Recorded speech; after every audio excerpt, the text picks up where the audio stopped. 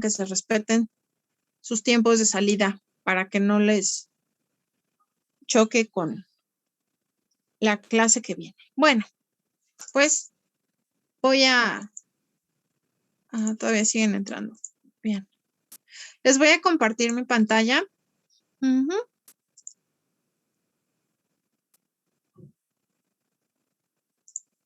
La clase pasada fue como una introducción muy ligerita de qué es lo que íbamos a ver en este semestre, de que íbamos a estar hablando sobre bacterias y arqueas, que era un organismo procarionte, y cómo son, qué formas tienen, cómo se organizan, de qué tamaños estamos hablando cuando hablamos de estos bichillos.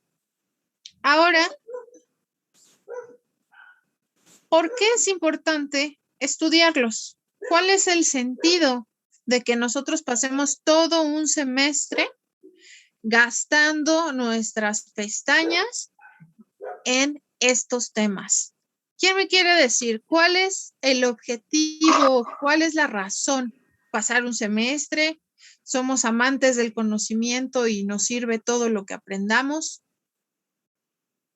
Yo diría que es porque son causantes de enfermedades, pero también por la última que dijo. Ok, muy bien, porque nos pueden causar enfermedades. ¿Qué más? Arturo. Pues en el caso de quienes vamos a dedicarnos como al laboratorio o algo así, pues es fundamental que lo manejemos, ¿no? Si no sabemos con qué estamos trabajando, pues cómo vamos a trabajar con eso. Ok, muy bien. Luego, gracias, Frida. Yo creo Cintia. que estudiar el impacto que tiene, ¿no? En la vida de cada quien. Ok, saber qué impacto tienen sobre la vida, sí. Cintia, muchas gracias. Cintia, vas.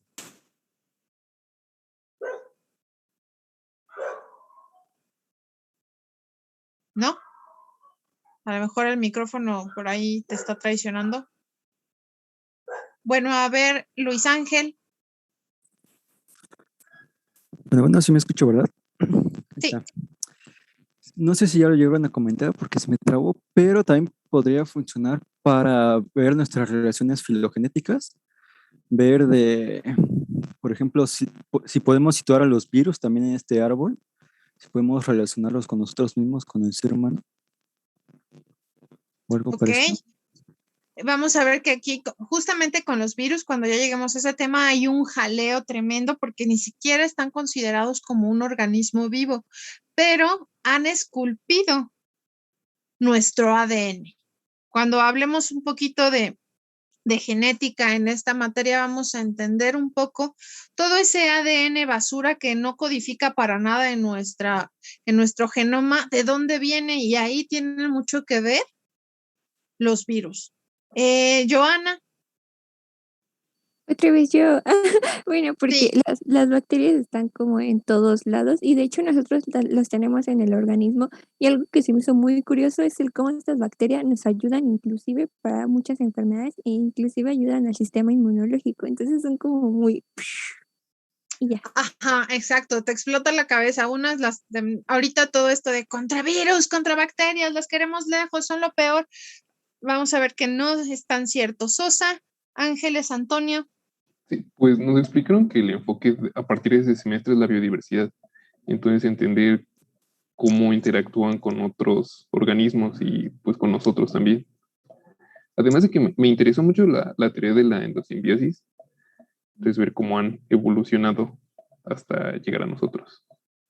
Sí, de hecho esa teoría de la endosimbiosis es bastante creepy porque está todavía este vacío científico de en qué momento dos organismos se convierten en uno.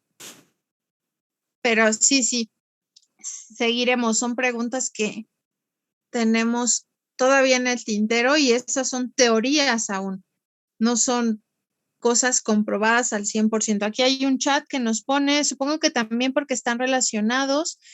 Cintia, aquí está, con el origen de la vida. Sí, de allí es donde a través de los millones de años hemos llegado a como estamos.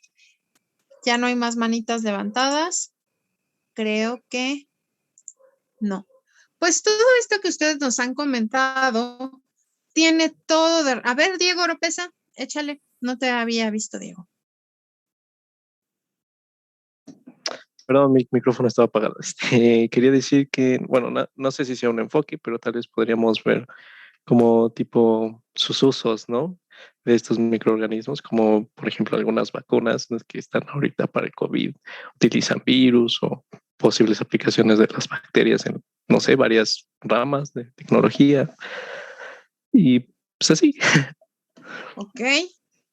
Pues efectivamente todo esto que han comentado es primordial, es lo que más se sabe, pero vamos a darnos cuenta que estos bichos están acompañándonos no solo día a día, nunca se sientan solos, siempre tienen millones de bacterias que los van a estar acompañando. Ay, se trabó. Les quiero comentar algunas curiosidades acerca de estos bichos, ¿sale? Espero que ninguno de aquí tenga problemas con ¿ok? Con sentir alguna fobia contra ellos, porque esta clase no está hecha para ustedes.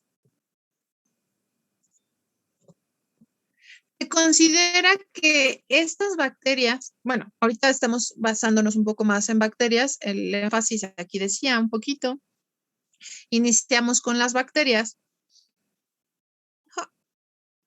Se considera que están en la Tierra desde hace unos 3,000 millones de años. Son los organismos más abundantes en nuestro planeta. Son muy pequeños. Aquí hay un artículo que estoy muy enojada conmigo porque no lo encuentro, es de donde saqué mi presentación, donde hay gente que no tiene que hacer y se pone a sacar cuentas, ¿no? Ya saben que los científicos no tenemos que hacer y nos ponemos a perder el tiempo con datos inútiles. Si nosotros apiláramos bacterias, si las pusiéramos en fila india, en un pulgar nos cabrían unas 5,000 bacterias. En condiciones ideales, aquí otro nos dice, una sola bacteria en 5 horas puede producir alrededor de 1,000 descendientes. ¿Qué es esto de las condiciones ideales? Bueno, que estén en un medio en donde tengan el alimento ideal para ellos y que ese alimento se les esté otorgando siempre que lo necesiten.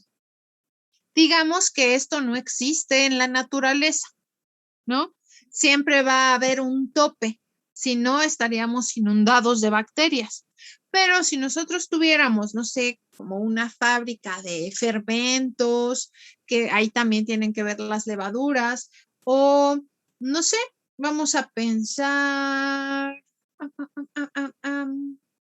sí, en el Botox.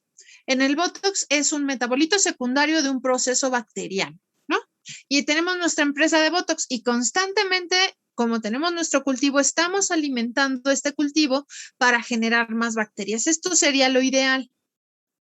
Si nosotros estuviésemos constantemente dándole recurso a las bacterias, pues seguirían y seguirían y seguirían incrementándose.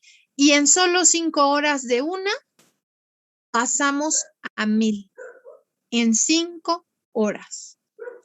Profa, Mande. y entonces, ¿qué tipo de recursos se les podrían dar o cómo? Vamos a ver que nosotros, como cualquier otro ser vivo, ¿qué recurso necesitamos? Necesitamos, hablando biológicamente, porque van a decir, necesitamos dinero, necesitamos trabajo, necesitamos amor. No, no, no. Necesitamos alimento. Vamos a pensar que en un cultivo tienes una bacteria que se alimenta del metano, que es capaz de metabolizar el metano. Si tú tuvieses ese cultivo cerrado con una cantidad de metano, nuestras bacterias van a estar creciendo hasta agotar esa cantidad de metano. Y hasta allí llegaría, cuando hablemos de crecimiento poblacional, hasta allí llegaría su curva de crecimiento, hasta que se acaban el recurso. Pero como tú es tu empresa, entonces le vas a inyectar metano a este sistema porque las vas a estar alimentando constantemente. Vamos a ver que hay bacterias como las cianobacterias que necesitan nitratos, fosfatos y luz. Hay otras bacterias que necesitan nitratos, hay otras bacterias que necesitan lactosa, hay otras bacterias que necesitan otros derivados de la glucosa, pentosa, sacarosa, etcétera. Va a ser el sustrato que ellas necesiten. ¿Y cómo es que ahorita a la fecha se sabe que tal bacteria necesita tal tipo de medio de cultivo? Bueno, porque ya a través de mucho tiempo se han ido sembrando, así es como cuando veamos ya cultivos bacterianos, tú le pones un cultivo nutritivo, donde hay de todo, para que todo te crezca. Después, ves que ya te crecieron de un tipo, de otro color, y hay como muchas colonias. Aíslas esa colonia y las siembras ahora en un cultivo lactosado. Si crece, es que se alimenta de lactosa. Si se te murió, es que no se alimenta de lactosa. Y así, con prueba y error, fuimos dándonos cuenta de qué necesita cada bacteria, qué recurso es el que es limitante para ella. ¿Sale? O como nosotros, vamos a pensar que nuestro cuerpo puede vivir perfectamente varios días alimentándose de líquidos con sales. Pero en el momento en que no tengamos líquido, ahí sí nuestro cuerpo entra en problemas. Es más, podemos alimentarnos casi toda nuestra vida, aunque ya después generemos enfermedades de Maruchan, Chetos y Coca-Cola. Siempre y cuando las cosas que comas tengan líquidos. No puedes tener una dieta sin líquidos. Y así es como las bacterias actúan. Hay alimentos que les son de su preferencia y son los que le permiten seguirse reproduciendo. Aquí este es otro dato súper curioso, que el peso total de las bacterias en el cuerpo de un ser humano se estima que es de unos 2 kilos aproximadamente. Entonces, cuando ustedes se vayan a pesar, réstenle el 1,5 kilos en promedio, que es la ropa y los zapatos, y quítense 2 kilos más de bacterias. Las tenemos en el cabello, en la piel, las tenemos en nuestros intestinos. Las bacterias nos acompañan todos y cada uno de los días de nuestra vida. Una bacteria pesa alrededor de un picogramo, que es una billonésima parte de un gramo. Teóricamente, si tomáramos a las bacterias del mundo total, esto pesaría 1 billón de toneladas. Estas toneladas son igual al peso de todo el mundo vegetal de la Tierra. Y estamos hablando con mundo vegetal a todo lo que hace fotosíntesis. Plantas acuáticas, subacuáticas, plantas subaéreas, plantas terrestres como las conocemos. Todo el peso de la masa vegetal del planeta se calcula que equivaldría a la cantidad de bacterias en peso que existe. Así, nomás. Y eso que ni siquiera las vemos. Son tantísimas y no es algo que tengamos presente. Son bichos microscópicos. Otra, se estima que sin las bacterias fijadoras de nitrógeno, las plantas de la Tierra consumirían su provisión de este elemento en no más de una semana. Si por alguna razón ya de hoy a mañana, tipo con el guantelete infinito, yo hiciera así y deseara que todas las bacterias del mundo se murieran, nosotros aguantaríamos vivos, pues, ¿qué será? 2 semanas, Si las plantas mueren en una semana, nosotros con nuestras provisiones que tenemos ya enlatadas, 2 semanas y la vida se acabaría como la conocemos. Porque estas bacterias que fijan el nitrógeno que va a ser asimilable por las plantas, son la principal fuente de este nutriente. Y este nutriente es un factor limitante del crecimiento vegetal en el planeta.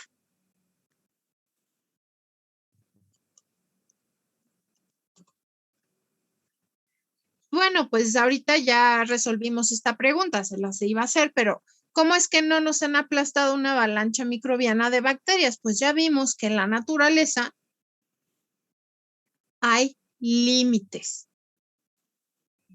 Cuando desequilibramos un poco las cosas, empezamos a caer, por ejemplo, con las ratas o las cucarachas, cuando movemos las piezas sin saber nomás a lo tarugo como la humanidad ha hecho durante todo el tiempo que ha sido humanidad, pues hemos causado plagas. Pero normalmente todo en el planeta tiene un límite de crecimiento.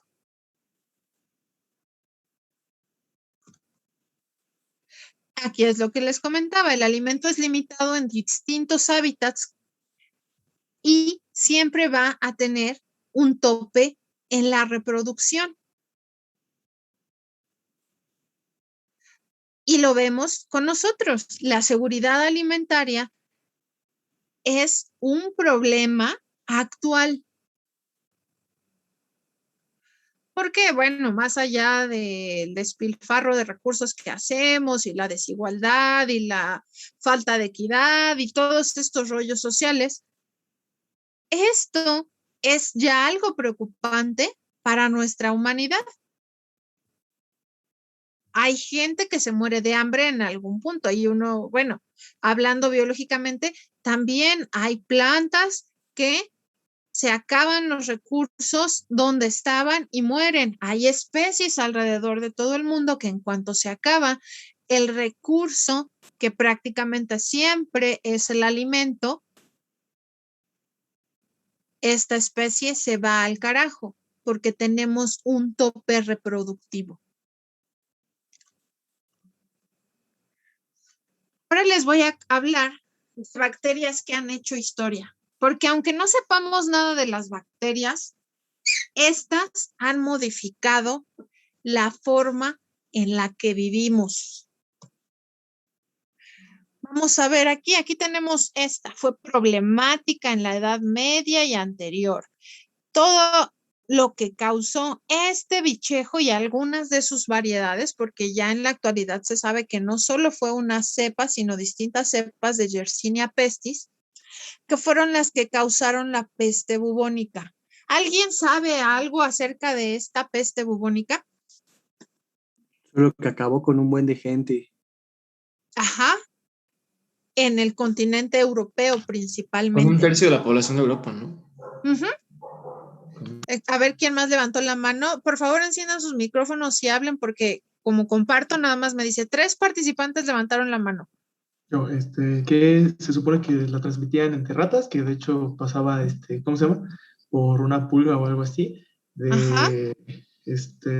Y que llegó en los barcos, que tenían no recuerdo muy bien de dónde, pero pues eso, que fue así que se transmitió a tantos y que luego como no podían retenerlo, entonces empezaron los doctores de la playa con sus máscaras donde tenían, ¿qué era? Algo radiactivo, bueno, algo que les causaba de hecho daño, no recuerdo qué, para según eliminar el olor, porque según era el olor lo que te hacía tener la peste. Ok, sí, por eso le pusieron en cierto momento peste. Bien, la siguiente mano. Bueno, yo iba a decir lo mismo de mi compañero, pero también le voy a agregar que de hecho en la antigüedad, como para evitar la peste, lo que hacían también era como que hacer un círculo de velas y ellos decían que era como que su cama de protección, pero posteriormente lo que descubrieron es que hacía como... Un campo estéril. Ajá, un campo estéril. Y ya. Ok, había una tercera manita, les digo que mientras comparto no puedo ver más que me dice manitas levantadas. Bueno, no sé si alguien más levantó, pero bueno, yo estoy levantada. Y algo importante que se puede retomar de la peste negra es que históricamente hablando fue uno de los factores que influyó en cuestión hacia la humanidad para que la gente considerase importante el tener higiene personal. Y eso es a consecuencia del impacto que causó, pues, como pandemia, ¿no? Ok. Sí. ¿Algo más? Ángel, mira, cuando nada más es uno sí puedo ver. Ángel Luis, o Luis Ángel, perdón. Hola. Pues yo recuerdo que vi que hacían intercambios de a veces comerciales y las bañaban las monedas en vinagre, según para que no se transmitiera la peste. Eso es lo único que podría agregar. Conoces. Perfecto. Aquí Cesai o Cesai nos pone, se originó en Mongolia, allá vas por allá, por allí también voy yo. Fue propiciada por las pulgas de las ratas y los comerciantes italianos que viajaban de Constantinopla la propagaron a los puertos italianos. Ahorita seguiremos un poquito hablando de esto. Pues esta Yersinia pestis, esta peste bubónica, ahorita vamos a la historia, pues es transmitida por vectores. Los vectores, ¿qué es un vector? Un vector es un organismo de transporte que no se ve afectado por el parásito que posee. ¿Sale? Eso es un vector. A la rata no le hace nada, a la pulga de la rata no le hace nada. Es un vector, es un medio de transporte en el cual es un medio inocuo para esta bacteria, aquí no afecta, hasta llegar a un receptor secundario, que es donde se da una sintomatología negativa de este parásito y esto se traduce en una enfermedad. ¿Sale? Y bueno, estos sucesos de esa gran época en donde se diezmó la población europea, pues exactamente como nos habían comentado, se llevó al carajo 3/4 de la población europea. ¿Sale? Aquí tenemos algunas imágenes, algunas pinturas que se hicieron al respecto, ilustrándolo, y en este momento no se sabía que era Yersinia pestis. A esta fulana la encontraron muchísimos años después. En este momento pasaba, pues eran testigos divinos, ¿no? Contra la humanidad maléfica y pecaminosa, y siempre se daba ese tipo de respuestas. ¿Qué fue lo que pasó con esta pandemia? Hay un montón de cosas que desencadenó un evento de tales tamaños. Aumento en los salarios debido a la escasez de trabajadores, migraciones del campo a las ciudades, accesos de campesinos a tierras abandonadas, aumentando el número de campesinos con propiedades medianas. Impulsa la economía rural, impulsó la economía general europea para el posterior arranque del Renacimiento. Renacimiento. Bueno, el Renacimiento. ¿Qué quiere decir esto? ¿Qué pasa en el Renacimiento? Pues un montón de inventos, impulso a la tecnología, a las ciencias, a las artes, gracias a un evento que causó una bacteria.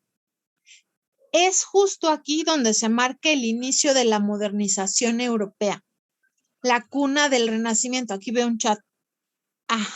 Ahorita, sí, ahorita vamos por ahí. Acá también nos pone, los mongoles le lanzaban cuerpos infectados a la población. Aquí, vámonos un poco, digamos, esto es todo lo que le causó a una civilización tan grande y avanzada en ese momento como lo era la europea. ¿Y de dónde viene el mal? ¿De dónde surge esto? ¿Aparece de la nada? digo, nosotros estamos en una pandemia derivada de un virus y estuvimos buscando de dónde vino, cómo es que se dio, y ahorita tenemos las herramientas. Esto se sabe hasta muchos años después. El origen de esta Yersinia pestis se da en algo que conocíamos como el país de la oscuridad, en Mongolia, en el Kanato de la Horda de Oro, en lo que ahorita es Uzbekistán. Y la teoría es que los mongoles lo transportan a Europa. Y es allí, aquí no lo ponen, se decía también que fue usada como arma biológica. Es la primera arma biológica registrada tal cual con un objetivo a sabiendas de que era algo, no que era una ¿cómo se dice? No que era algo divino, que era un castigo eclesiástico o algo. No. Sí fue la primer arma biológica. Aquí, en el asedio de la Horda en Génova, los mongoles fueron unas personas que andaban por muchos territorios intentando obtener nuevas tierras. Y llegan a Génova, a Italia, pero no llegan solos, llegan con cadáveres muertos debido a esta peste. Porque ellos no así como muy bárbaros que les dijeran, pues, si eran salvajes y andaban buscando conquista, pero no creían que fuera un mandato divino. Sabían que esos cuerpos contagiaban y los utilizaron para que esos cuerpos ya putrefactos, totalmente infectados, infectaran a las poblaciones a las que asediaban. Mande, Frida. Y una duda que me surgió ahorita con esto, bueno, si se tiene como que registrado que supuestamente los mongoles los transportaron a Europa, ¿cómo es que ellos no se enfermaron? O sea, bueno, de Uzbekistán a Europa, pues es un tramo, pues, no de aquí a la esquina, ¿sabes? ¿Cómo se portaron pues, con la enfermedad? ¿En barco? Esto se llama historia evolutiva. Vamos a ver que sí, en su momento se enfermaron. Es como bueno, es que ahí vamos a llegar al otro ejemplo. Vámonos adelante. Una gripa. La influenza. En los años 20, la influenza también se cargó a un montón de gente. Y ahorita esa cepa de influenza ya no nos da una simple gripa a nosotros. Los que sobrevivieron hicieron resistencia. A lo largo del tiempo vamos generando resistencias a ciertos patógenos. Por ejemplo, ahorita con este es el caso de un virus, no sabemos qué pasa todavía cuando hay una reinfección y si esa reinfección va a ser igual de virulenta que el primer contagio. Van a pasar años y en unos 30 o quizá 10 años, no se sabe, cada virus y bacteria actúa, va a haber gente que ya sea inmune al COVID. ¿Por qué? Porque ya hay una historia de vida de esa población con esa enfermedad. Y no es que nunca se hubieran enfermado, pero ya pasó. Por ejemplo, nosotros, chicos, aquí estamos súper acostumbrados a comer con heces fecales. Comemos en la calle y hay perros, sacamos a nuestros perros, no recogemos nuestras cacas, tenemos vertederos al aire libre y nosotros ya no nos enfermamos. O si nos enfermamos es de un día o dos, o a menos que ya de plano la bacteria hubiera estado muy, muy recia. Y luego, ¿qué pasa? Viene un extranjero y es la dichosa, ¿cómo le llaman? Venganza de Moctezuma. Nuestra población ya tiene una historia de vida con los patógenos que estamos acostumbrados a comer. La nueva población que viene aquí, pues no. No es que ellos nunca se hubieran enfermado como población. Ya tenían una historia con esa bacteria. Vi una mano levantada por allí. Sí, yo tengo una duda, ¿cómo atraviesan la barrera Weismann? O sea, ¿cómo es posible? No entiendo.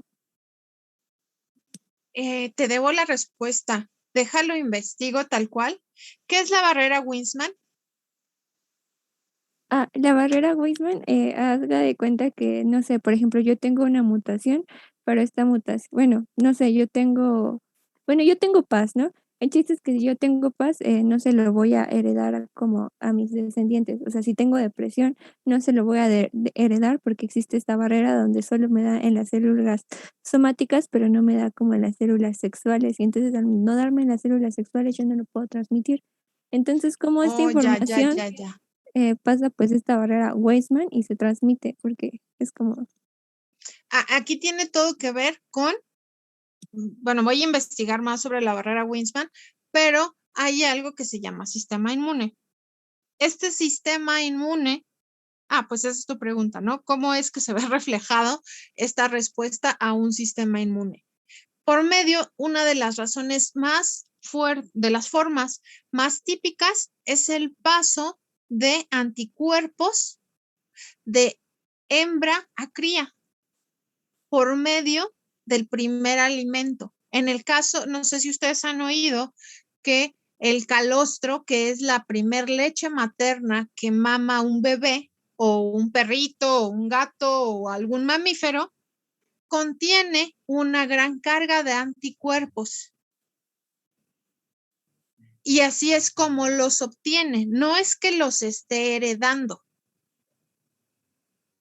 sino que la madre ya tiene un anticuerpo que va a pasarle al hijo por medio de este calostro. Mande, Frida. Esto no es como un dato así súper random, pero es que ahorita con la pandemia, ven que se puso muy de moda esto del factor de transferencia, que quién sabe qué, pero según yo estudié eso checado y no tiene como pues ninguna como eficacia real que hayan demostrado, pero aún así ahorita que mencionó eso del calostro, mi papá se compró a principios de la pandemia un factor y en los ingredientes venía eso, calostro bovino. De hecho, calostro bovino y creo que también traía un hongo, no me acuerdo qué cosa traía, pero pues eso del calostro también, pues es para generar anticuerpos, ¿no? Sí. Vamos a ver que también sucede que ciertos virus o ciertas bacterias tienen algunas proteínas que van a funcionar. En el caso de la varicela, esto viene, es donde se encuentran las vacunas. De ahí viene lo de vaccine porque se aplicaba con vacas. Las vacas le salían estos granitos y ya después se vio que a los humanos también tenían esta enfermedad, pero no eran como la misma. Y un científico se pone a frotar las lesiones de las vacas y a ponerlas en los niños. Y no eran la misma cepa que estaba infectando, pero tenían proteínas similares que hacían que cuando ya la infección iba al humano, ya tuvieran una respuesta ante esta enfermedad y no les daba tan fuerte. Pero bueno, eso es algo que ustedes tienen que exponer en uno de los seminarios cuando hablemos de vacunas, pero es por medio del sistema inmune, no se heredan. No se heredan, son historias de vida de poblaciones.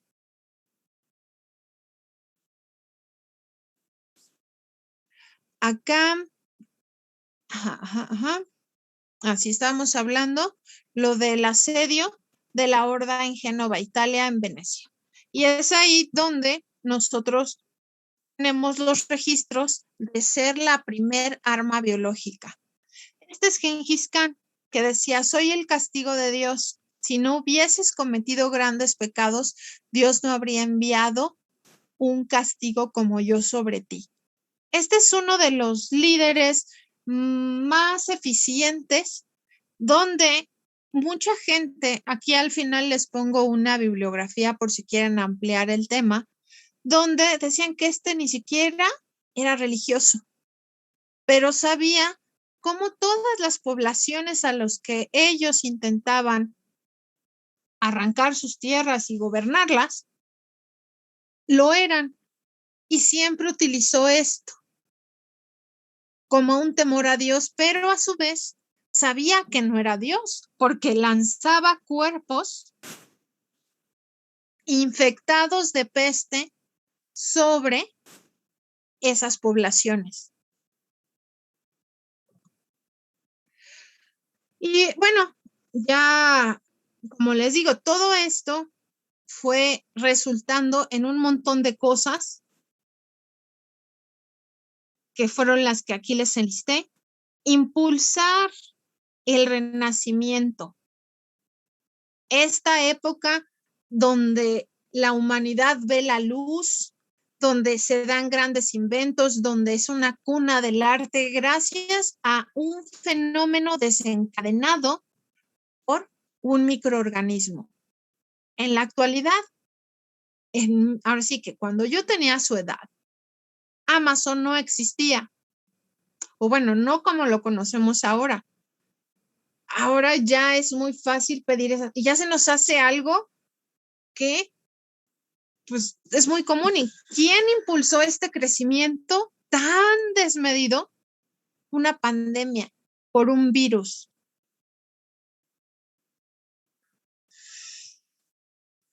Aquí tenemos a Yersin y Kitasato, fueron bacteriólogos. Ellos son los que caracterizan a Yersinia pestis y la tipifican como la causante de todos estos sucesos anteriores que se le conocían como la peste negra o la peste bubónica.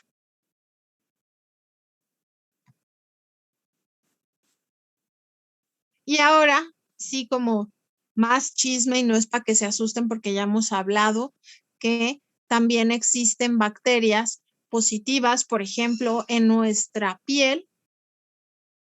Hay un montón de bacterias que se encargan de la descamación de nuestro epitelio y que sin ellas, pues no podríamos tener una salud epitelial correcta.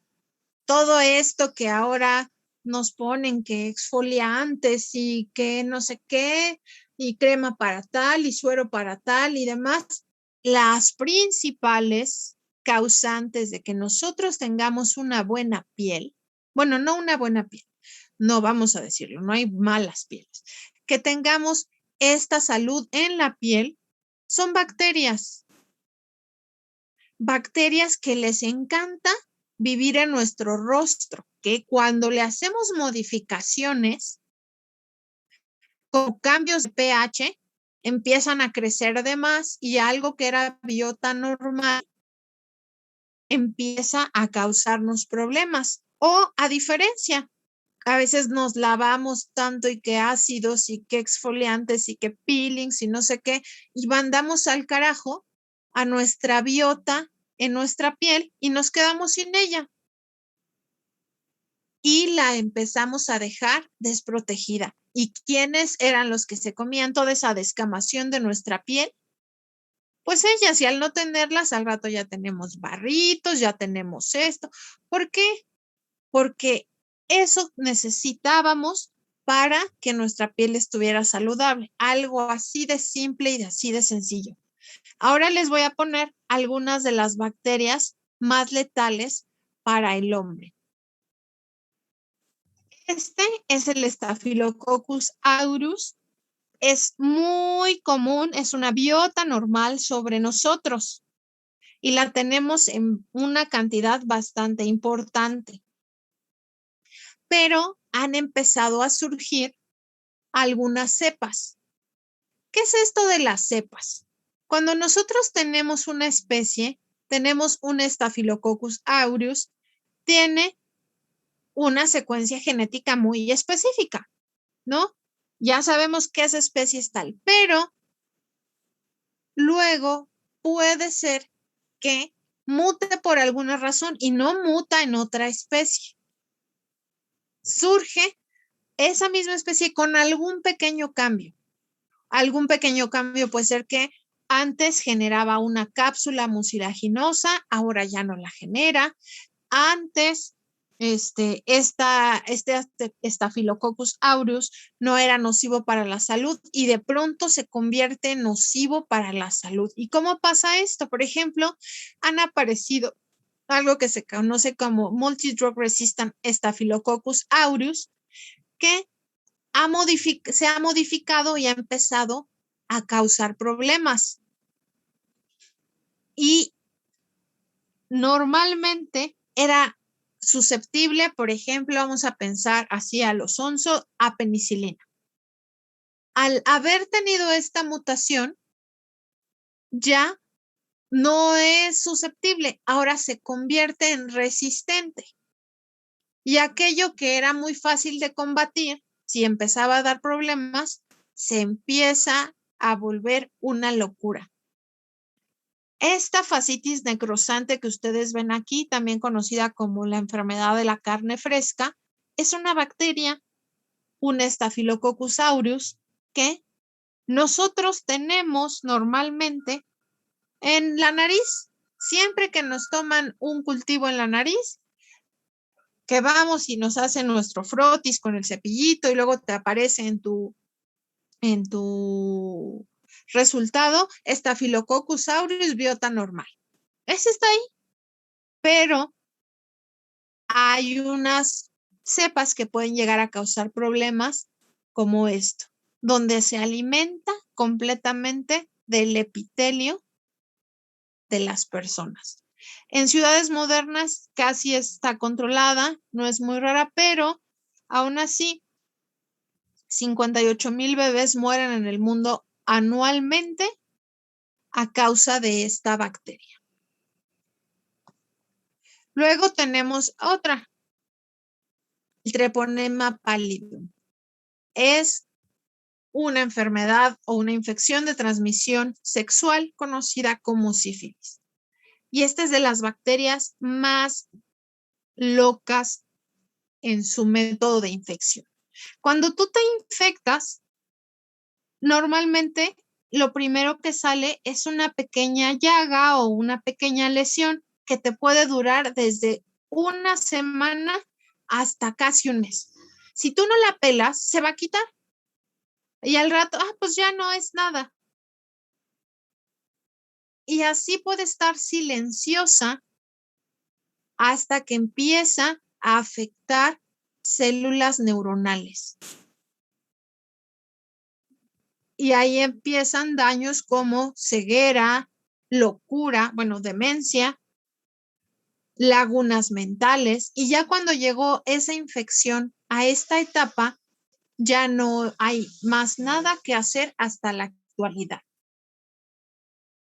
Si tú has sido infectado y te lo detectan en la primera etapa de infección, hay tratamiento y no tendrás ningún problema. Pero si ya dejaste pasar esta etapa, puedes pasar años en la etapa silenciosa y tú, ¿cómo vas a sospechar que tienes algo si no hay ningún síntoma? Hasta que ya empiezan los síntomas en el tejido neuronal y ya no hay más que hacer. Puede llegar a paralizar músculos, causar demencia, asfixia y la muerte. Streptococcus pneumoniae, conocida como el neumococo, es la responsable de muchas de las neumonías que se producen diariamente. También puede llegar a producir meningitis. La meningitis es un síntoma que significa que las meninges de tu cerebro, que son como unas capas, que es la pía madre, la dura madre y la aracnoides, se inflaman y empiezan a presionar a tu masa cerebral. Y eso es sumamente peligroso porque puede ser que sufras afectaciones en el habla, en la motricidad o hasta morir. Por ejemplo, yo el año antepasado, mi tía murió por una meningitis viral. Causó esta inflamación de las meninges, de la pía madre, la dura madre y la aracnoides. Le encuentran que fue un virus, lo tratan y la mandan para su casa. Después de como un mes, pasó otras 3 semanas en su casa pensando que lo único que le iba a quedar era como un ceseo de que ya no podía pronunciar bien ciertas palabras y murió. ¿Por qué? Porque es sumamente peligroso la meningitis. La mayor parte de las muertes en bebés por medio de gripas o neumonías o pulmonías es porque derivan en una meningitis. Hay meningitis producidas por virus, hay meningitis producidas por bacterias. Y Streptococcus pneumoniae, manda esos ángeles. ¿La vacuna de la meningitis contrarresta a ambos o solo uno? La vacuna de la meningitis está hecha para meningitis de origen bacteriano. Gracias. Ok. Y estreptococo también lo tenemos comúnmente en nuestras vías respiratorias, pero si nosotros tenemos un sistema inmune saludable, ahí está y no hacen, digamos que no hace nada, lo mantenemos a raya. Pero cuando esta biota normal se da cuenta que hay una debilidad, pueden ser debilidades tan simples como que haya una modificación en tus hábitos alimenticios, que estés bajo mucho estrés o en casos de problemas con inmunodepresión, como es el caso de las personas que padecen SIDA, que ya tienen SIDA. La principal muerte es causada por Streptococcus pneumoniae en la población con SIDA. Ojo, no con la que es positiva. Hay mucha gente que, bueno, ya también en virus hablaremos de esto, pero no es lo mismo estar enfermo de SIDA que ser portador, ¿sale? Los que ya están enfermos de SIDA es la mayor causa de muerte, la infección por Streptococcus pneumoniae. Luego tenemos a Mycobacterium tuberculosis. Este es uno de los ejemplos que yo les daba de bacterias que van a tener unas paredes súper resistentes. Es como les comentaba, es como el adamantium. La pared de estos bichos es como el adamantium de los X-Men, ¿sale? Es súper fuerte, súper resistente y también se le conoce como bacilo de Koch. También se sabe que este bacilo de Koch en muchos casos está en nuestros pulmones. Hasta la fecha se desconoce cuál es la activación de la infección para estos casos. Muchos lo atribuyen siempre a alguna bajada de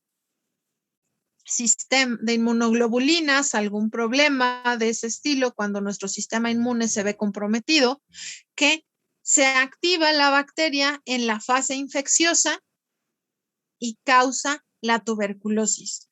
Se consideraba, bueno, de hecho en la época de mi abuela, ella tiene 90 años, ella padeció tuberculosis cuando tenía más o menos entre 15 y 16 años, nos platica, y en su pueblo, ¿qué es lo que hacían? Le decían que era el mal, les daba el mal y los encerraban porque sabían que era muy fuerte la probabilidad de morir y de contagio.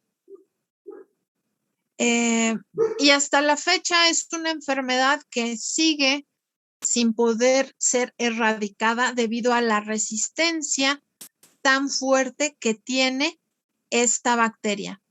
Vamos a ver que no hay un medicamento, no hay un antibiótico que sea letal a esta bacteria.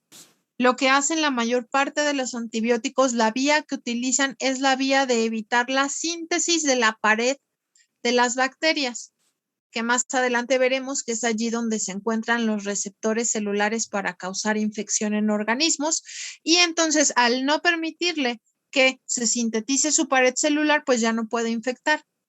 Pero no hay un medicamento hasta la fecha capaz de combatir la tuberculosis. Se dan cócteles de antibióticos a las personas que que son portadores de esta bacteria y son tratamientos larguísimos. Y el número 1, Escherichia coli. Escherichia coli la comemos, la respiramos, no la vemos porque es microscópica, pero está en todas las heces fecales que nosotros vemos, las de nosotros, las de nuestros perros, etcétera. Es biota normal en el intestino de nosotros los mamíferos. Y pues somos el país de la caca.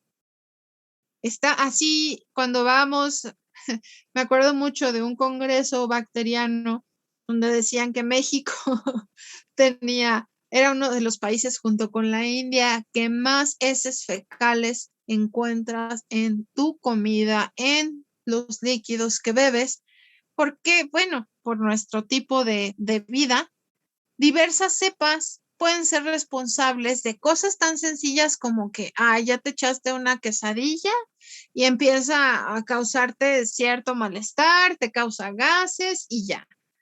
Hay otras que te pueden generar una diarrea, hay otras que te pueden generar, este es el caso, la mastitis, septicemia, neumonía, cistitis, peritonitis. ¿Cómo es esto? Bueno, en el caso, vamos a pensar de alguna persona que le hayan ha hecho alguna intervención en las mamas, o en el caso de las perras, vamos a pensar en las perras que acaban de dar a luz y sus mamas empiezan a producir leche. Si esa leche no es extraída por los cachorritos, puede llegarse a dar una mastitis, una infección en las mamas producida por E. coli. ¿Por qué? ¿Por qué México? ¿Solamente por los perros? No. Vamos a ver que nuestro sistema de riego, ahí vamos con cosas que a lo mejor no quieren saber. La mayor parte de las legumbres que nosotros consumimos provienen de dos lados, de Hidalgo, de Tula Hidalgo o de Xochimilco, los que vivimos en DF y los que vivimos en área metropolitana. Y adivinen con qué están regadas. Con aguas de residuos municipales. La mastitis también sucede en las vacas. Sí, también sucede en las vacas. Por eso las que son de ordeña tienen que ser ordeñadas diariamente para evitar este tipo de infecciones. Volvemos a lo anterior. Todos en México, bueno, casi en todo el mundo, pero muchos lugares ya tienen un sistema de saneamiento de aguas residuales bastante eficiente que nosotros no. Nosotros pensamos que todos nuestros drenajes por obra y gracia, si ya le bajamos al baño, la caca desapareció de nuestras vidas. ¿A dónde se va esa agua? Yo vivo en Cuautitlán. Esta agua, y así literal, de nuestras unidades habitacionales, porque vivimos en conejeras del Infonavit, van a desenfocar a canales de riego. no a una planta de tratamiento de agua residual. Van directito a regar lo que nos vamos a comer. ¿Sale? Ese es uno de los principales problemas. Y las plantas de tratamiento de aguas residuales, que literal así, sí, literal. Un día, hasta les voy a compartir un día un video ahí por el WhatsApp, donde estamos viendo aquí ni 1 kilómetro, tengo cómo desemboca todo el drenaje de mi unidad habitacional a un canal de riego y al fondo se ven todos los campos de maíz y lechugas. ¿Qué pasa, por ejemplo, en Xochimilco? Xochimilco es alimentado por agua residual en la actualidad. Ya no es un sistema 100% natural. Ha habido muchos esfuerzos para mantener este sistema de humedales que existen en Xochimilco. Pero esas aguas residuales tampoco están bien tratadas. Y ahí ayuda un poco el sistema de chinampas para el cultivo, que toda esa agua es filtrada y como todavía hay muchas plantas, todavía hay muchos árboles en esas zonas que van a absorber los nutrientes del agua, nutrientes como el nitrógeno y fósforo que vienen mezclados en nuestras heces fecales. Por eso es que no crean que es cualquier cosa eso que te dicen, que tienes que lavar las cosas, que tienes que desinfectarlas, porque así es. Y tenemos canales de riego al descubierto.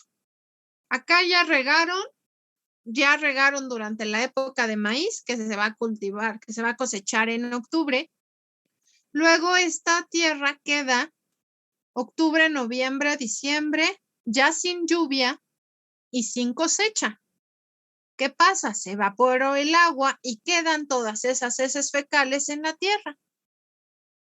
Luego vienen los vientos, se los llevan a muchos lados, a los tianguis, aunque tú estés en tu casa. Si tú abres tu ventana, se meten heces fecales, se te mete en tu casa Escherichia coli. Así que no se asusten. Sí, se oye asqueroso. Sí, claro que sí. Pero convivimos con ella día a día. Aquí, y los demás países que no son como nosotros, ¿a dónde desembocan sus desechos? Vamos a ver que en el caso, por ejemplo, de ciertos lagos en Japón, donde tuvieron problemas severos de que ya había mortandad de peces, mortandad de mascotas y el agua prácticamente era tóxica, empezaron a tener sistemas de saneamiento de aguas, que son las plantas de tratamiento. Al tener estas plantas de tratamiento y desembocar ahí hay distintos procesos. Hay un proceso de tratamiento de agua primario, secundario y terciario. El proceso de tratamiento de agua primario implica retirar sólidos disueltos o sólidos particulados de cierto tamaño. La parte 2.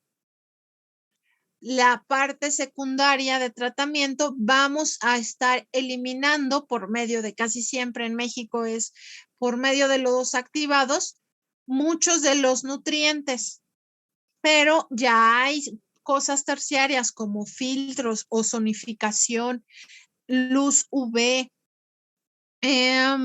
ósmosis inversa, etcétera, que hacen para retirar todos estos contaminantes, desde contaminantes biológicos como partículas químicas del agua, y ahora sí se va a sus ríos. Y ojo, no a todos, no en todos los lugares se hace esto. Y otra cosa que sucede naturalmente, que es algo que se llama, espérame, se me fue la onda. ¿Cómo es la palabra? Aguántenme, tengo la palabra en la punta de la lengua. Resiliencia.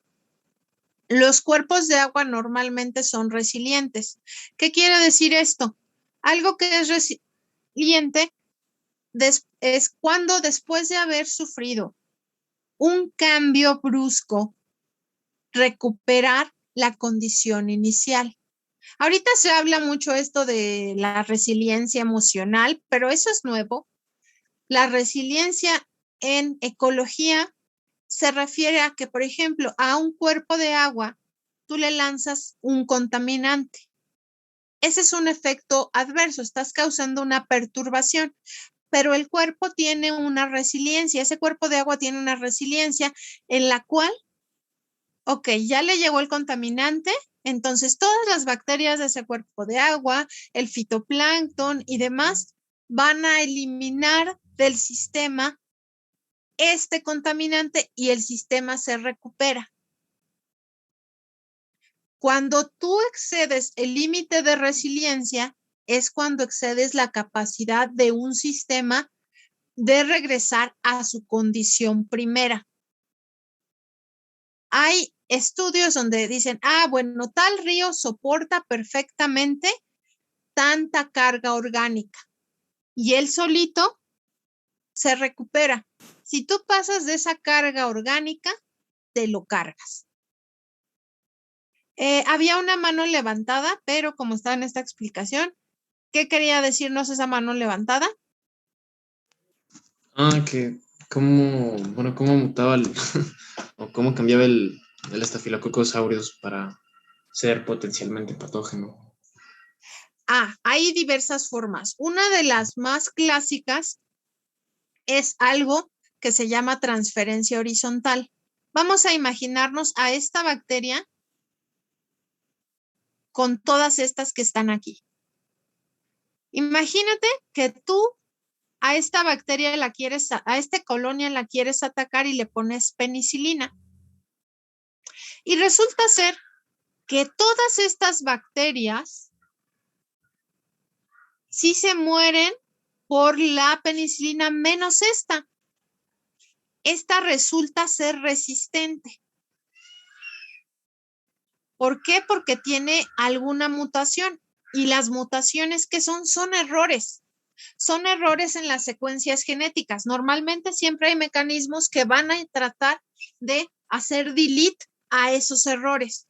Pero resulta ser que por pura suerte, porque es azar, en la naturaleza es azar, lo intentas atacar con penicilina y como él tenía ese error que le causó ese error que causó esa mutación, ahora él sobrevive. Y las bacterias, como aquí son organismos que no son de reproducción sexual, simple y sencillamente se sacan copia de material genético y se vuelven 2 y luego se vuelven 4, el resultado de este va a ser una bacteria de esta misma especie resistente a la penicilina. ¿Por qué ustedes creen que cuando van al médico por una infección, lo que hacen es decirles, ok, tómate este antibiótico y este otro? Casi siempre te dan 2, porque si no es Juana, es Chana. Aquí es todo un argüende. Yo no soy partidaria de los medicamentos y mucho menos partidaria de que nos automediquemos. ¿Qué nos pasa luego? Ya me dio gripa, seguro. Y tu mamá te dice, es que a tu tío le dieron este antibiótico, a ver si a ti te sirve. Y ahí vas y te lo tomas. Y te sientes bien, ¿no? Pasa un día y ya como te sientes bien, no sigues el tratamiento, que a lo mejor a tu tío le dieron ese otro por 7 días. Entonces, si tú tuviste la mala suerte de que justamente dejaste al resistente, porque nada más te estás tomando esa penicilina, si tú tenías una sola bacteria resistente a ese medicamento, estás matando a todas las otras y la estás dejando, aparte de todo, con un montón de recursos, porque aquí entre tantas competían por recurso. Cuando tú eliminaste a todas las demás con ese medicamento, te estás dejando a la resistente el campo libre. Y entonces a la semana te vuelve a dar la gripa y te da peor. Y lo que te tomaste, dices, bueno, me lo voy a volver a tomar, ya no te hace nada. Estas bacterias pueden generar en transferencia horizontal algo que se llama pili o pelos sexuales, donde pasan fragmentos de su ADN a su bacteria hermana. Si esta bacteria era capaz de resistir a la penicilina, puede pasar esa resistencia a otra bacteria por este pili. No es que ellas, no se ha demostrado que sea algo adrede, ¿no? Que digan, yo voy a mandarle este pedazo. No, ese es un fenómeno que se da en las bacterias. Y si de casualidad ese pedazo de ADN que va a compartir con la bacteria hermana codificaba para ser resistente a la penicilina, vas a tener 2 bacterias.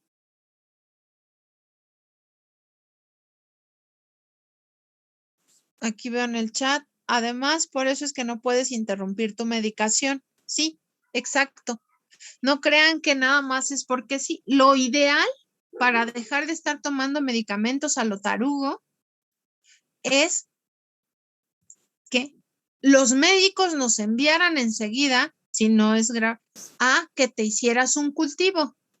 En el cultivo van a tomarte una muestra, van a sembrar qué es lo que tienes y van a poner medicamento en ese cultivo.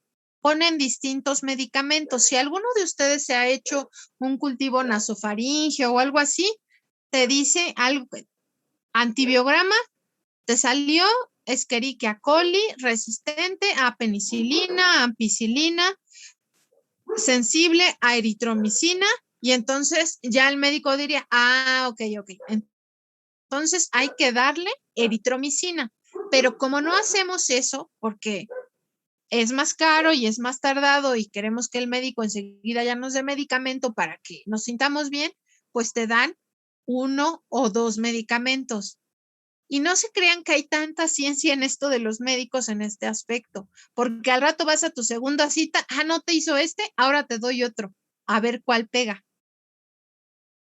Y es importante que mantengamos completito el periodo de medicación. Aquí es donde tienen efecto los plasmidios bacterianos. Sí, es un ejemplo de plasmidio. Va a ser, chicos, un pedacito de el ADN de una bacteria a otra. Y también hay otra forma en la cual se puede hacer resistente una bacteria a algo, pero eso lo veremos más en reproducción. Se los digo rapidito. Si un virus afecta a una bacteria, va a empezar a replicarse dentro de esa bacteria y va a usar su ADN, va a usar todo el mecanismo metabólico de la bacteria. ¿Y qué va a hacer? Los virus empiezan a reproducirse y antes de matar a la célula, ellos forman algo que se llama su cápside y utilizan material de esta bacteria. Empiezan a hacer muchos y se revientan. Y salen. Y ese virus puede llevar pedazos de ADN de esta bacteria a su siguiente infección. Y si esta nueva célula infectada es resistente al virus, logra sobrevivirlo, incorpora ese material a su genoma. El material que por medio de un virus pasó de aquí a acá. Ahorita lo estoy platicando muy así, pero cuando veamos todo lo de reproducción bacteriana y transcripción, traducción, vamos a entenderlo un poco más. Pero esas son las formas en las que una bacteria puede hacerse resistente a un medicamento. ¿Listo? ¿Alguna otra cosilla por ahí? Ok. Bueno, entonces estamos hablando de que esta E. coli, esta Escherichia coli, pues está en nuestros intestinos y por lo tanto sale por nuestras heces y está por doquier. Normalmente no nos afecta. Y más si ya tenemos una historia de vida con la bacteria, pues les digo, ya hay gente que puede echarse los taquitos saliendo del metro, donde tú no ves que el señor taquero tenga siquiera dónde lavarse las manos y por todos lados ves pasar ahí cucarachitas, pero están bien buenos los tacos y te los zampas y no te pasa nada, porque ya hay una historia natural con este bicho. Pero si esta cosa muta por alguna razón y ahora su mecanismo de infección cambia, puede llegar a causar todo esto. Otro ejemplo, la septicemia. Es que tengo muchos ejemplos, utilizo mi vida como ejemplo. Mi mamá murió por una septicemia, ay, qué feas mis. Pero mi mamá murió por una septicemia, ella era diabética y la empezamos a dializar. ¿Qué es la diálisis? Para pronto, vamos a explicarlo así a lo muy sonso. Nuestro cuerpo elimina toxinas por la orina. Una persona con diabetes muy avanzada, una de sus afectaciones puede ser que sus riñones ya no le sirvan. Entonces ya no pueda eliminar por medio de la orina las toxinas. Entonces ahora tenemos que meterle cosas, un líquido con cierta salinidad adentro de la panza de las personas que va a absorber las toxinas y como llave tal cual, metemos el líquido absorbe toxinas, sacamos el líquido. Pero esto implica un hoyo en la panza de las personas. Mi mamá murió por E. coli, porque su catéter se infectó por esta bacteria. Entonces, al ya tener una persona con el sistema inmune tan deteriorado, porque ya tenía problemas de mil cosas, pues algo tan sencillo como una bacteria la mató. O infecciones intestinales, como les decía, la neumonía. Hay neumonía no causada por neumococo, hay neumonía causada por Escherichia coli. Cuando normalmente este bicho ataca o heridas abiertas o es común en los intestinos, puede llegar a causar severos problemas en vías respiratorias. La cistitis, este también es un problema muy común en personas con diabetes, donde suelen tener frecuentemente infecciones urinarias causadas por su bajo sistema inmune, donde una bacteria de biota común puede hacer daño y causar infección en vías urinarias. Y la peritonitis es una infección en el peritoneo, también es muy común en personas como en el caso que les comentaba, que tienen alguna diálisis o tuvieron una operación donde esta bolsita que recubre a nuestros intestinos, que los resguarda, tiene un líquido que si entra esta bacteria puede hacer de las suyas y también puede llegar a causar la muerte.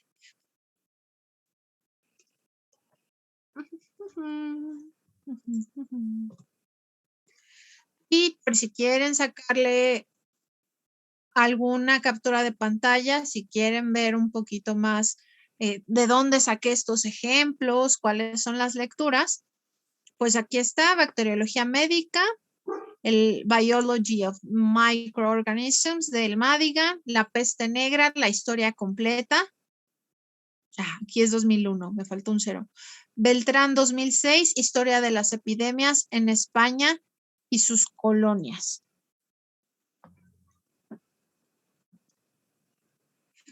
Y otro ejemplo que habían puesto aquí con el sarampión en la época de la colonización. Aquí, a ver, acá. Profesora, y si por ejemplo te automedicaste y la bacteria no se muere, evoluciona, no vamos a decir la palabra evoluciona porque evolución implica un viaje de una especie a otra, ¿no? A lo largo de la evolución hemos empezado con Luca, un ancestro hipotético común, que luego pasó a ser otra cosa y luego otra cosa. Dice, no se muere, digamos que muta o algo así, y ya es muy grande, literal sería la muerte. Bueno, más allá que ser muy grande, ellas no es que aumenten de tamaño, sino que puede ser una infección. Y esto de que literal sería la muerte va a depender de N cantidad de cosas. La principal y a la que nadie le hace caso es a que tengas un sistema inmune fortalecido. Todos queremos tomar medicamentos, pero lo mejor es tener un soldado fuerte, un cuerpo fuerte. ¿Qué implica tener un cuerpo fuerte? Una buena alimentación, un sistema de ejercicio físico que te mantenga activo, que te mantenga sano y literalmente, aunque se oye muy cliché, tratar de eliminar las situaciones de estrés prolongadas. El estrés es natural, es bueno hasta cierto punto, pero aumenta los niveles de cortisol y los niveles de cortisol van en decremento total a el sistema inmune. Y vamos a ver que a lo mejor esta bacteria, pues si tú tienes un cuerpo fuerte, le diste penicilina y resultó que sobrevivió alguna que era resistente a penicilina y al rato te da más fuerte, no siempre va a implicar que te mueras.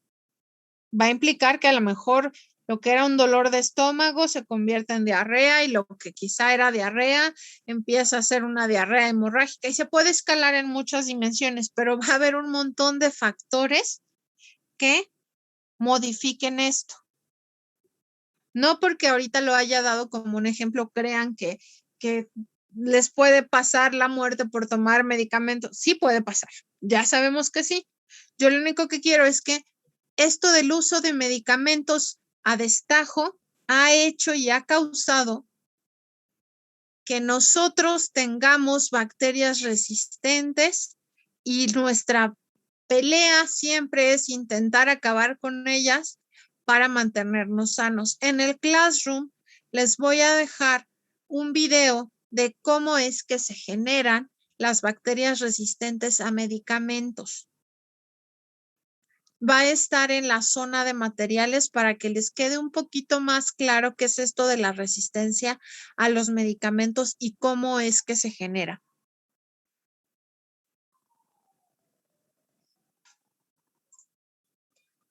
Y así, a forma nomás de chisme, bacterias y la farándula.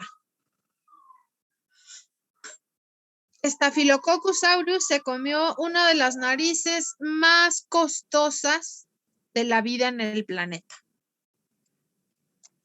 Bueno, es que a lo mejor, como yo ya soy más vieja, yo creo que todos conocen a Michael Jackson, aunque ya no les haya tocado su música ni nada, pero supongo que sí tienen idea de quién es.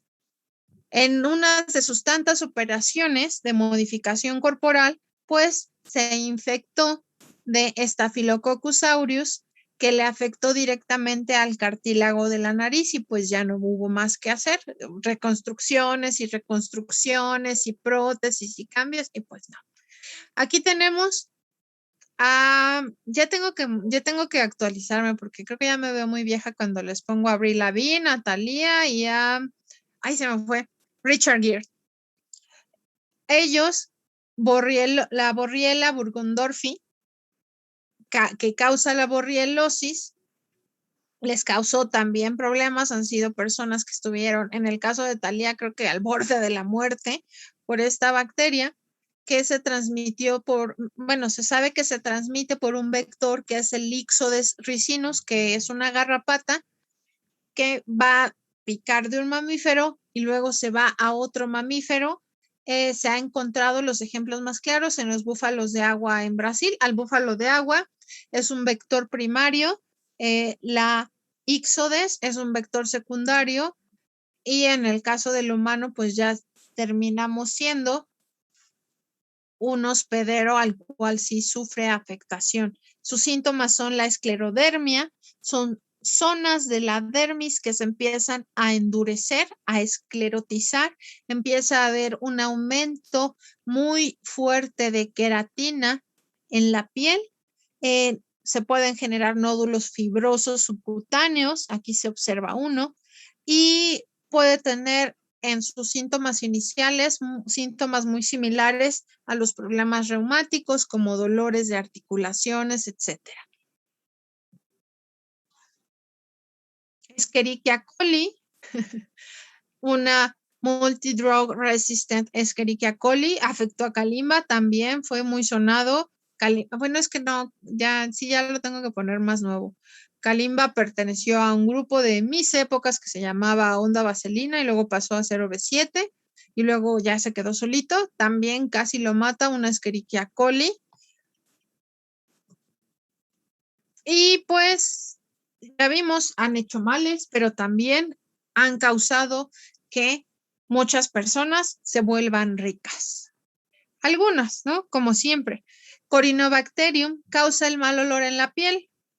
Es una bacteria que normalmente tenemos en las axilas, que dependiendo nuestro pH, que es lo que las mamás le llaman el humor fuerte que tengas o no, estas bacterias crecen en mayor o menor grado en nuestro epitelio, en los folículos de nuestras axilas y afectan a nuestras glándulas sudoríparas. Si esto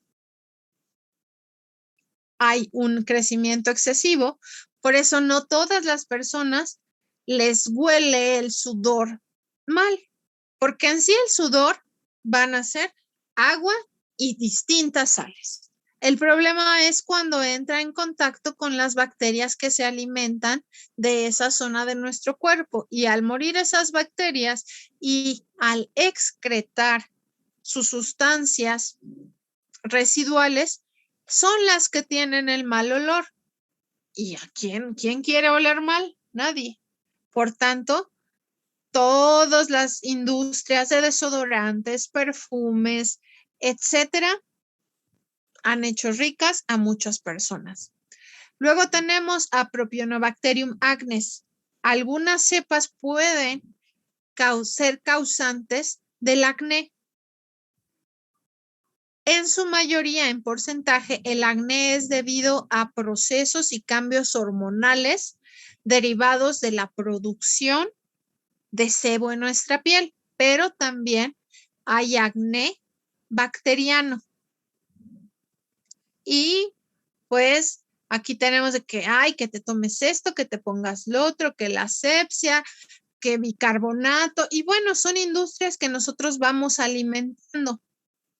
Y bueno, ¿qué pasó con los virus?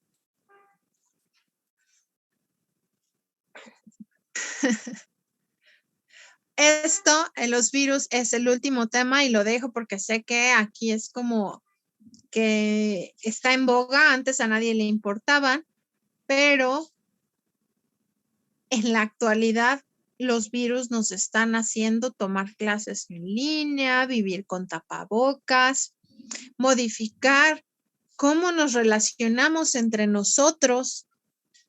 Yo a la fecha platico con amigos cuando llegamos a hacer alguna reunión en Zoom de que, oye, no manches, ¿cómo va a ser? Ya no nos vamos a saludar jamás de beso, vamos a dejar de usar tapabocas. Antes era como muy común llegar y abrazar a la gente y todo, y ahora ya es como una falta de respeto, como, oye, ¿por qué te me acercas? Todas estas cosas, ¿cómo van a modificar la vida como antes de esta pandemia la conocíamos? Ahora ya basta de chismes, ya sabemos por qué es importante. Bueno, de hecho, la conquista de nuestro territorio es debido a que no teníamos una historia con la viruela y la varicela, enfermedades que diezmaron nuestras poblaciones, lo cual impidió que se prestara una resistencia contra la invasión española. Y pues gracias a eso, ahora fuimos colonizados y tenemos desde una mezcla genética diferente. Gracias a ellos, la mayoría de ustedes varones van a quedarse calvos a los 40 años porque esos son genes, son alelos dominantes en los españoles que nos heredan. ¿Sale? Así que todos estos bichos que nos dedicamos a estudiar, no solo es porque seamos científicos, aguerridos y ñoños y queramos encontrar la razón de las cosas, sino porque los virus y las bacterias han moldeado la civilización como la conocemos el día de hoy. El simple hecho de nosotros, creo que ya lo había comentado, las cianobacterias que transformaron nuestra atmósfera que carecía de oxígeno libre a un oxígeno libre ahora, es que nos permite que todos los seres que respiramos aire podamos estar aquí. Quizás sin esas bacterias la vida sería totalmente, no quizá, la vida sería totalmente diferente a la que conocemos hoy, porque hay muchos organismos anaerobios, principalmente, bueno, casi en su mayoría, bacterias. ¿Quién sabe hacia dónde nos hubiera jalado la evolución si no hubiera existido estas bacterias fotosintéticas? ¿Alguien tiene algún comentario?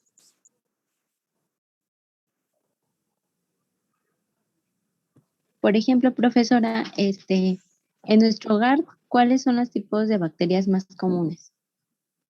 En nuestro hogar, la más común es Escherichia coli. Es la más común. Vamos a encontrarla sobre todo lo que tocamos. Hay estudios al respecto de que la bacteria por excelencia sobre todas las cosas que el ser humano toca es Escherichia coli. De ahí vamos a tener sobre nuestro cuerpo y en nuestra piel al Staphylococcus aureus. Todo, así como nosotros no vemos las cosas porque son microscópicas, nosotros nos descamamos constantemente. En esa descamación constante, estos epitelios que se nos van desprendiendo caen sobre nuestra ropa, caen sobre nuestros alimentos, se las untamos a la persona que saludamos de mano en mano. Son las bacterias más comunes, estas dos. Pero como ya vimos, muchas son biotas normales y muchas de ellas tenemos ya una resistencia a efectos si es que son bacterias que nos pueden infectar. Y bueno, si ya tenemos animalillos en la casa, pues claro, nuestro perro que va con sus patitas, se lame sus patitas, se lame el nudo de globo, luego anda jugando y agarrando cosas, agarramos a nuestro perro. Escherichia coli por excelencia. Ahora, ya que sabemos la importancia de estudiar a estos organismos, vamos a empezar a hablar de cómo están conformados. Vamos a iniciar con, ya habíamos terminado esta parte de los tamaños, las formas, sus tipos de organización, y vamos a iniciar con una de las más importantes estructuras, no solo de las células procariontes, sino de todas las células que existen sobre la Tierra, la membrana celular. Toda célula tiene una membrana, sea procarionte o sea eucarionte. Y esta membrana va a tener un tipo de estructura muy característica, va a tener diversas funciones y lo más importante, y por eso es una de las estructuras primordiales, que son sistemas de transporte. Vamos a ver que es muy importante que aprendamos que membrana celular va a ser igual a membrana citoplásmica o membrana citoplasmática. Si nosotros oímos estas tres, estamos haciendo referencia a lo mismo. Pero ojo, membrana celular va a ser totalmente diferente a pared celular. Van a compartir ciertas estructuras químicas, sí, pero sus funciones son totalmente diferentes en importancia. Vamos a ver que el transporte va a ser primordial en la membrana celular y en la pared celular su función va a ser la de la protección. Sí va a dejar pasar cosas. También la membrana protege, pero la función de la membrana va a ser la de transporte y la de la pared va a ser la de protección y estructura. En su mayoría. Ojo, chicos, es muy fácil que nos confundamos en los exámenes o en las preguntas. Membrana es una cosa, pared celular es otra. Vamos a pensar en una rocaleta. Todos conocemos una rocaleta. El citoplasma, si esta rocaleta fuera una célula, el citoplasma sería el chicle. Allí es lo más central. La primer capa que rodea a este chicle es una de dulce bien delgada. Sería la membrana celular. La siguiente capa, que creo que es una de chile, sería la pared celular. Son capas que rodean a la célula, que son en función diferente, tienen ciertas estructuras similares, pero que no podemos hablar indistintamente de ellas. Membrana es una cosa, pared celular es otra muy diferente. Vamos a iniciar con la estructura de esta membrana, de esta primer capa de la rocaleta. Aquí nos dice que esta primer capa de la rocaleta va a ser una membrana con una estructura de bicapa lipídica. Aquí observen ustedes en este esquema, vamos a imaginar que estos son como cerillitos, ¿no? Todo el mundo hemos visto cerillos con su cabecita azul, pero son cerillos chistosos porque en lugar de tener una pata, tienen dos.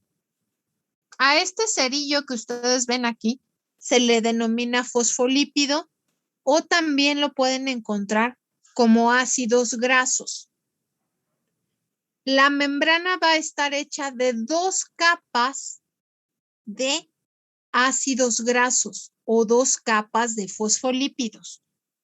Es la unidad fundamental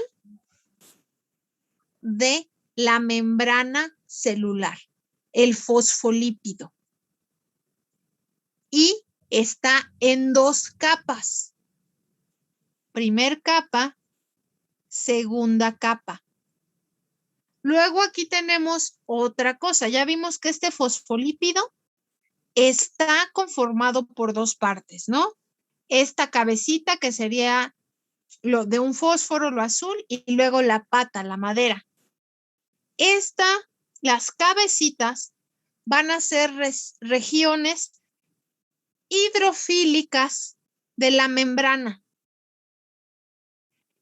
Y las patas del fosfolípido van a ser regiones hidrofóbicas.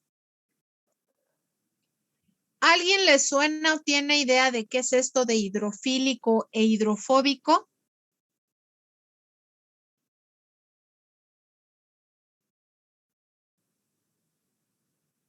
A ver, Arturo. Creo que hidrofílico era adaptabilidad al agua, hidrofóbico era que no es adaptable, o sea que es, pues rechaza el agua. Ok, más allá de adaptable es que es una zona que recibe bien el agua, que tiene afinidad con el agua y una zona que no es afín con el agua. Aquí nuestras membranas tienen muchas grasas. Por eso es esto de bicapa lipídica. Estas grasas, dentro de muchas cosas, lo que van a funcionar es como barrera, esta zona hidrofóbica. Normalmente, ¿cómo van a entrar las cosas a nuestra célula? por medio de estar disueltas en el agua. Es importante que las membranas no rechacen el agua porque ese es el vehículo por el cual vamos a dejar entrar o salir cosas. Por eso la zona que está en conexión con el exterior o la zona que está en conexión con el interior son hidrofílicas. Pero tiene que haber algo hidrofóbico porque si no, todo entraría o todo saldría y así no funciona la membrana. Tiene que tener un área que sí permita y otra área que no permita el paso. Ahora, esto es un esquema, chicos, que nada más nos está dando la estructura básica. Vamos a ver que estas membranas van a poseer canales para dejar entrar cosas a nuestra célula y dejar salir. Pero es importante que recordemos que están hechas de zonas hidrofóbicas y zonas hidrofílicas, los fosfolípidos, que son la unidad fundamental de esta bicapa o capa doble, que es nuestra membrana celular. ¿Y cómo es que funciona esto? Vamos a imaginarnos que... ¡Ay, el de las tortillas! Vamos a imaginarnos que tenemos una tela que cubre un vaso con agua. Este vaso con agua, ustedes lo van a tapar con una tela de cualquier cosa, una tela de algodón, una tela de una playera. Si ustedes vacían agua arriba de esa tela, la tela va a dejar pasar el agua porque tiene poros. Pero ¿qué pasaría si nosotros metemos esa tela primero en aceite y ahora otra vez ya la metemos en aceite, la sacudimos y con esa misma tela tapamos nuestro mismo vaso y le intentamos echar agua? ¿Qué creen que sucede? ¿Se repele? La repele. Exactamente. Eso hace. La repele. Va a dificultarle el paso del agua por esta tela. Esa tela podría ser el símil de nuestra membrana para evitar que cualquier cosa entre o cualquier cosa salga. Ahora ya vámonos con otro esquema más cercano a cómo en realidad es una membrana celular. Aquí ya vimos, perfecto, tenemos todos nuestros fosfolípidos, que es la unidad fundamental de la membrana celular, pero insertos en ella vemos todas estas cosas moradas, que ¿qué son? Se llaman proteínas integrales de membrana. ¿Y para qué sirven? Aquí se alcanza a ver, son canales de transporte. Pero estas proteínas van a tener una cualidad. Las proteínas integrales de membrana van a ser específicas. Algunas van a ser proteínas que solamente dejen entrar sodio, otras que solamente dejen entrar potasio, o acuaporinas, que van a ser las que solamente dejan entrar o salir agua. Toda esta membrana, que es como la tela que yo les decía, si nada más fuera ella, pues sería muy difícil que las cosas entraran o salieran. Vamos a pensar que estas proteínas son los cadeneros de un antro. Son las que van a decidir qué entra o quién no entra. Esa es la función de las proteínas integrales de membrana, darle algo que se le llama selectividad. La membrana va a ser una estructura con una bicapa lipídica cuya función principal va a ser la de la permeabilidad selectiva. Esto quiere decir que va a haber cadeneros muy específicos que van a seleccionar qué es lo que puede entrar en la célula y qué no. Esto es sumamente importante. Y es sumamente importante que también tenga estas dos cosas. ¿Ustedes han oído este fenómeno de la ósmosis? Sí. Es paso de agua, ¿no? ¿Tienen un poquito de idea? ¿Alguien cree que me podría explicar más o menos cómo va? Es el paso de concentración de un gradiente de menor concentración a uno de mayor concentración.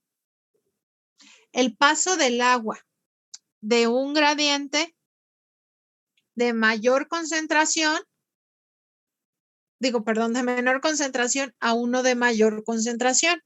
¿Qué es lo que va a pasar? A ver, aquí hay un chat. Ajá. Profesora, y si por ejemplo, no. Sí, ya que pusieron uno, sí. Vamos a imaginarnos cuando nosotros nos metemos al agua. Ahora vamos a pensar que esta agua es agua salada, es agua del mar. Nosotros en cada una de nuestras células tenemos membranas. El gradiente de concentración salino, ¿dónde es mayor? Adentro de nuestras células o en el agua salada.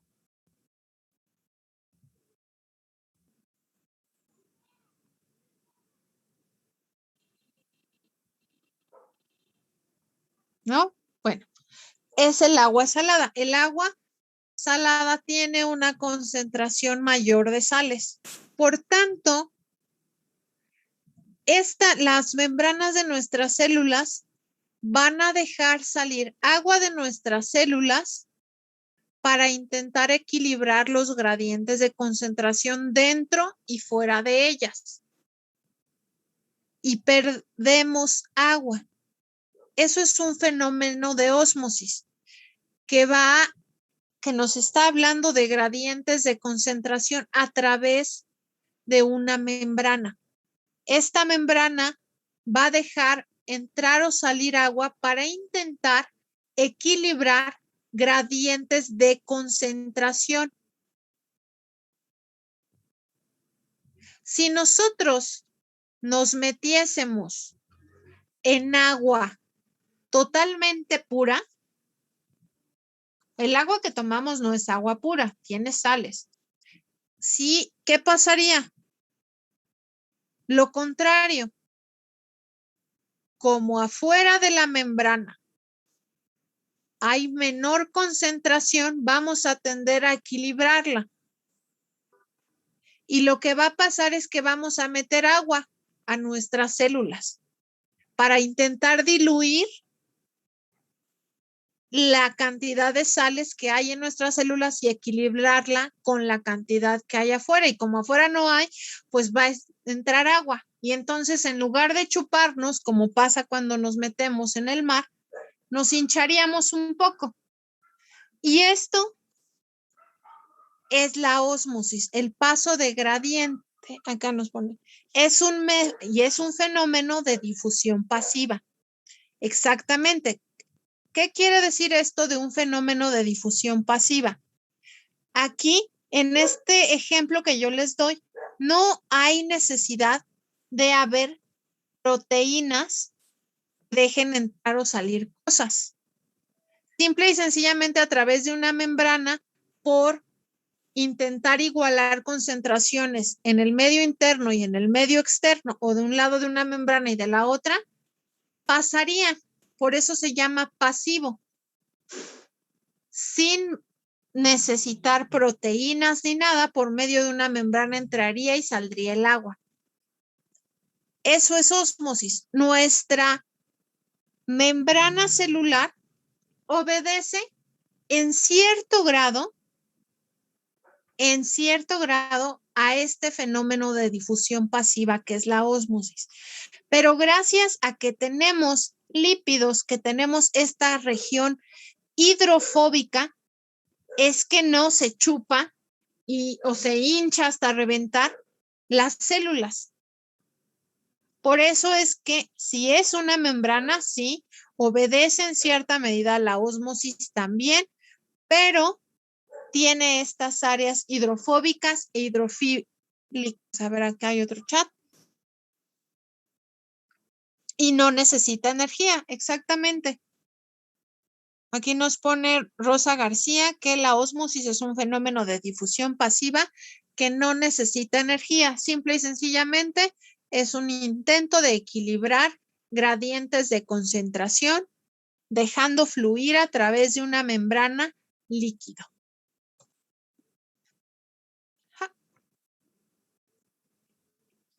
Y entonces volvemos a este ejemplo de nuestra membrana ya más compleja. Como ya vimos que si bien sí puede darse el fenómeno de ósmosis, es muy poquito, porque tenemos regiones hidrofóbicas. Aquí tenemos membranas que van a dejar entrar o salir cosas de la célula. Y estas se llaman proteínas integrales de membrana. Ahora vamos a ver que estas membranas tienen algunas diferencias entre la membrana de bacteria y la membrana de arquea. La membrana de bacteria va a tener enlaces éster, estos dobles enlaces aquí, entre ácidos grasos y el glicerol. En las arqueas, su membrana celular va a tener enlaces éter, que son enlaces más simples, no más débiles. Solo estamos diciendo enlaces simples o enlaces dobles. No quiere decir que esto le confiera dureza o más capacidad de algo. Son enlaces de tipo éster en bacterias, enlace de tipo éter en arqueas. Esa es una de las grandes diferencias entre las membranas celulares de bacteria y la membrana celular de las arqueas. Aquí hay otra cosa. Quítate.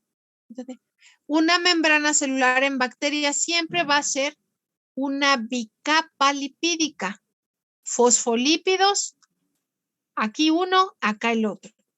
Y ojo, en las arqueas se puede dar que sea una monocapa lipídica. Si ustedes ven aquí, sigue teniendo su región hidrofílica y su región hidrofóbica, pero esta región hidrofóbica, donde están los glúcidos, el glicerol específicamente, está unida. Acá no, acá es una capa, acá es otra capa. Acá es un fosfolípido con una región hidrofóbica y una región hidrofílica. Y acá es una membrana con dos regiones hidrofílicas, una aquí, otra acá, y una sola región hidrofóbica. Entonces, siempre que sea bacteria, van a ser membranas de bicapa. Si son arqueas, las arqueas pueden tener una bicapa lipídica o tener una monocapa lipídica. Ellas las podemos encontrar dependiendo la especie, ya sea que tenga una bicapa o una monocapa. ¿No se ve la flecha del mouse? Yo siempre, jamás nadie me había dicho que no se veía la flecha del mouse y yo siempre digo que se ve. Perdón, entonces, en la parte que sería, no, sí, también según yo es su derecha, donde dice monocapa, vamos a ver que los fosfolípidos van a tener dos cabecitas. Las patitas del cerillo están continuas de cabecita a cabecita. Es una sola capa. En el caso de las bacterias, obligatoriamente siempre van a tener dos. Aquí vemos que la cabecita del cerillo de la parte superior termina cuando las patitas terminan y luego empiezan la segunda capa, las patitas y otra cabeza del fosfolípido. Dos capas y las arqueas pueden tener una capa o dos capas. Lo que siempre se mantiene es que haya regiones hidrofóbicas y regiones hidrofílicas. ¿Qué pasó, Naomi? ¿O Naomi? Sí, Naomi. ¿Y por qué, profesora, tienen una monocapa? O sea, ¿por qué en vez de tener dos fosfolípidos como normalmente se tiene uno solo? Vamos a ver que en el caso de las arqueas, ellas viven en lugares extremos. Algo que se les denomina como extremófilas. Van a poder vivir en lugares o muy fríos, o muy calientes, o muy salinos, o con bajísimas cantidades de sales.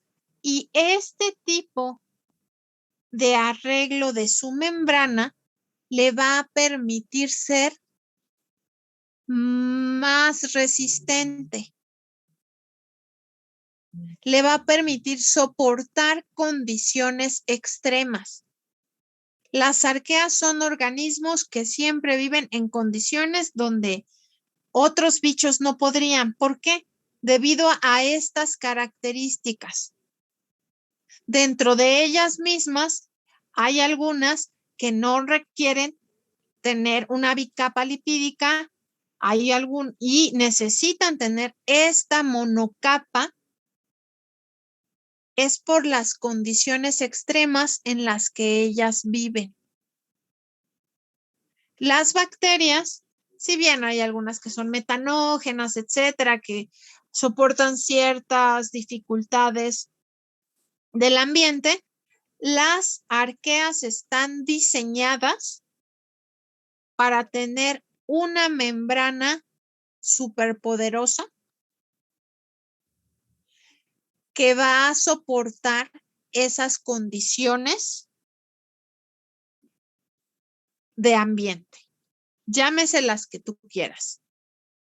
Por eso es que es esta diferencia. Va a obedecer a la condición de vida del organismo. Gracias, profesora.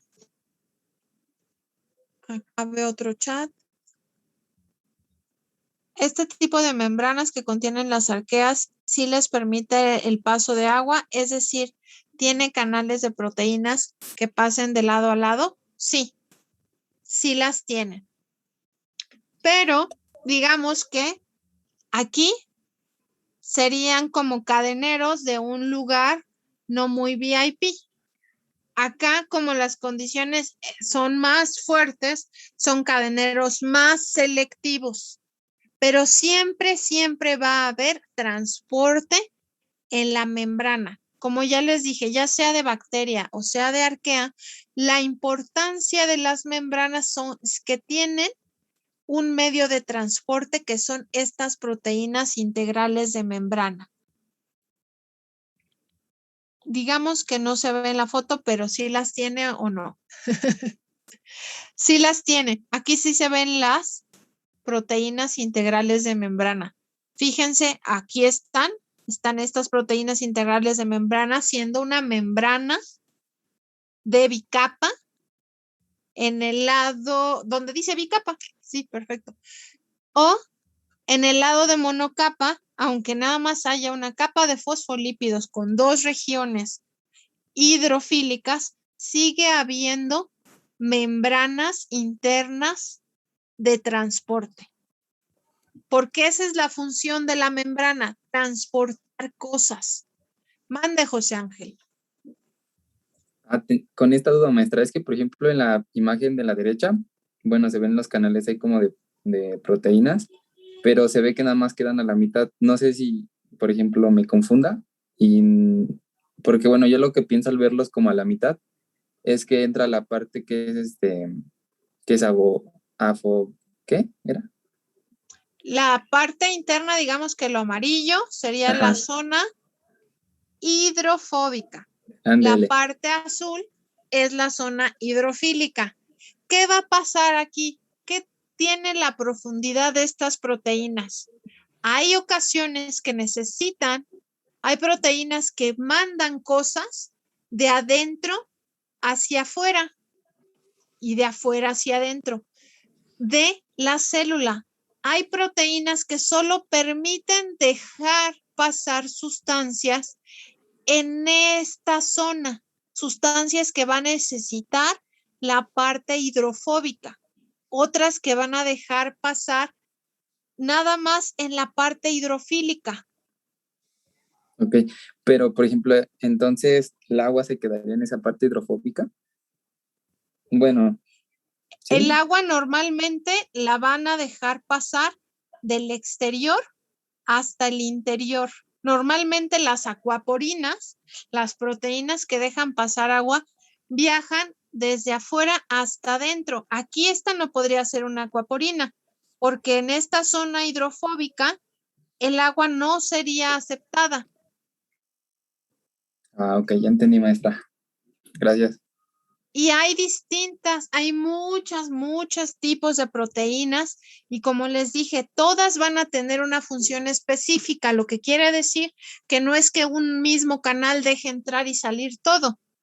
Un canal se va a dedicar a hacer la función de la bomba sodio-potasio, otro canal se va a dedicar a dejar pasar iones, otro a lo mejor va a dejar pasar proteínas completas, otro va a dejar pasar agua o va a sacar, porque aquí vamos a ver que estamos pensando en que esto fuera el exterior de la célula, pero no siempre. Hay algunas que tienen la siguiente capa que les dije que se llama pared celular y entonces tienen que estar dejando salir proteínas que los ribosomas generen dentro de la célula que van a ser necesarias para formar parte de la pared celular. Cada proteína integral de membrana va a tener una especificidad de qué va a dejar entrar o qué va a dejar salir. Son 3:10. No me quiero extender más de las 2 horas. Hasta aquí dejamos la clase. Espérenme, ¿dónde estoy? Hablando, aguántenme, dejar de compartir.